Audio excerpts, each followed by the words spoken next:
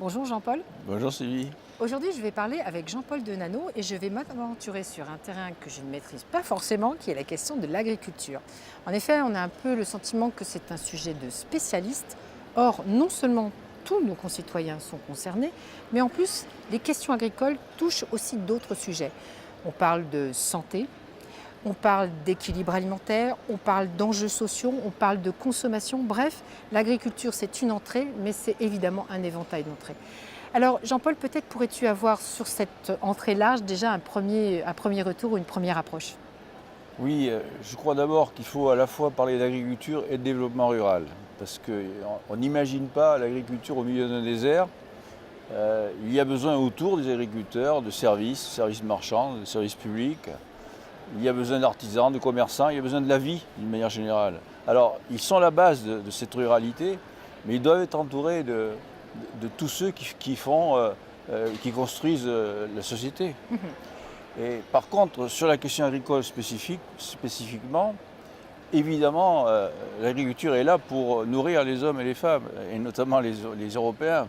Et ils doivent effectivement nourrir ces populations avec des aliments de qualité, avec des aliments qui sont sains et avec des aliments qui sont accessibles.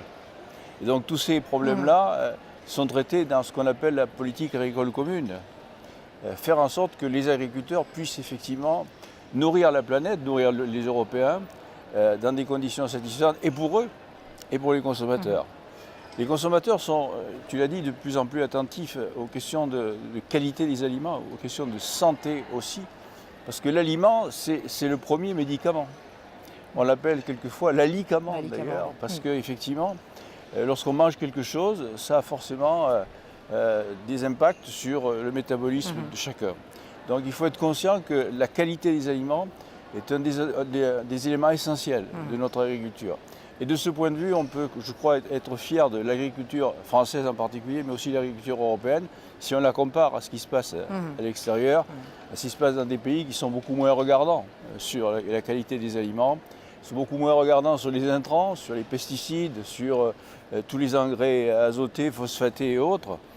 Et je crois que l'Europe est en train d'essayer de prendre un tournant qui permettra, je le crois, en tout cas je l'espère, d'avoir une agriculture à la fois de qualité, à la fois respectueuse de l'environnement, parce que ça c'est important, et puis aussi comme élément de développement de la santé en Europe.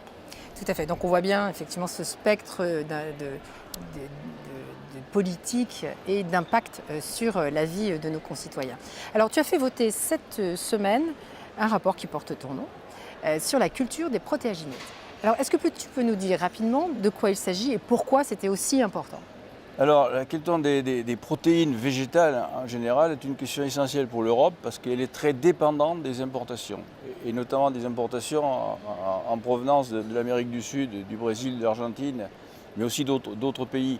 Et elle est dépendante à plus de 70%. Ça veut dire que s'il y a une difficulté dans la liaison commerciale entre ces pays et l'Europe, il y a des risques sérieux pour l'alimentation des personnes en protéines qui sont importantes parce que les protéines c'est la vie et puis aussi la nourriture des animaux. Donc aujourd'hui on est en pleine crainte de ce point de vue-là parce que la Chine notamment a préempté la plupart des productions brésiliennes. Ce qui va évidemment priver l'Union européenne de ces ressources-là et qui va faire monter les prix aussi. Donc on est aujourd'hui dans l'obligation de revoir nos productions de protéines, et c'est dans cet esprit que le rapport a été fait. Alors, pourquoi on est dans cette dépendance? Parce qu'il y a eu un accord jadis du GATT qui s'appelait l'accord de Blair House, qui nous interdisait quelque part de faire des protéines sur notre sol. C'est quand même assez curieux. Je crois qu'aujourd'hui, il faut qu'on se libère de cet accord-là et faire en sorte que notre agriculture soit en capacité de fournir les protéines dont on a besoin. Alors les protéines, elles ont aussi un autre avantage, c'est qu'elles permettent aussi d'avoir une nouvelle orientation agricole, et notamment par ce qu'on appelle la rotation des cultures, avec notamment les légumineuses, qui sont en capacité de capter l'azote de l'air et qui évitent justement les engrais nitrés qui polluent nos rivières. Donc l'idée, c'est effectivement d'avoir une nouvelle agroécologie, comme on dit aujourd'hui, qui permette à la fois d'avoir des productions de qualité, mais aussi d'être respectueuse de l'environnement. Donc on voit bien qu'on n'est pas sur une tête d'épingle de sujet, mais vraiment sur des impacts, je le redis, sur la vie et la vie des personnes, la vie du bétail, et puis plus largement sur les équilibres au sein de notre planète. Tout à fait. Jean-Paul, merci de cette présentation.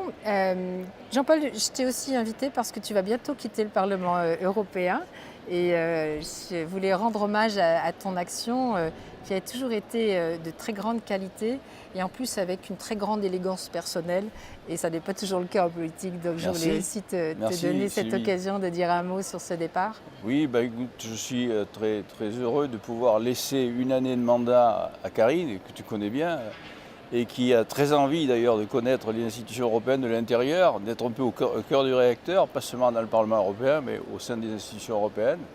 Je crois que pour elle, ce sera une belle expérience, comme celle que j'ai vécue moi-même. Je suis très heureux de lui laisser la main. Et puis, après 41 ans de vie publique et 74 ans, je crois que j'ai bien mérité de m'occuper un peu de ma famille. Merci Sylvie. Tout à fait. Merci à toi Jean-Paul. À bientôt.